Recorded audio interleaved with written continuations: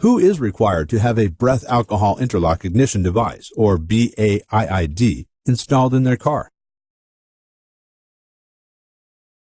Attorney William Margolin explains that if you have been arrested more than once for DUI, you will probably be required to have a BAIID. Most people required to have a formal hearing are subject to the BAIID program.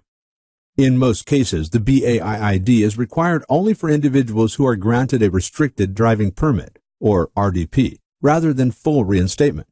However, if you have been convicted of a DUI on 2 or more occasions, not simply arrested, but actually convicted and had your license revoked, you are a multiple BAIID offender and must have the BAIID for 12 months, even if you are reinstated.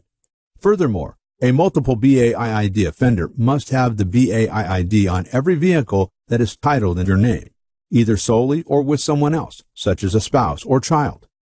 My advice to multiple BAIID offenders whose name is on more than one title is to remove your name, which is a perfectly legal, legitimate, and recognized means of avoiding having to install the device on every vehicle. There are costs associated with the BAIID, all of which are your responsibility.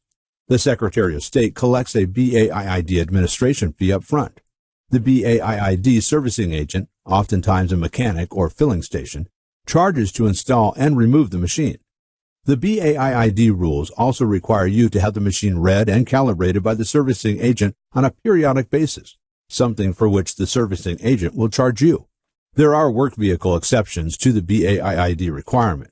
If you are required to drive a work vehicle on the job and other employees also drive that vehicle, you will probably only have to install the BAIID on your personal vehicle.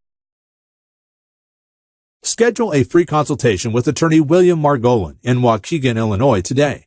He has over 29 years of criminal trial experience and over 24 years of experience in legal representation for Secretary of State driver's license reinstatement hearings.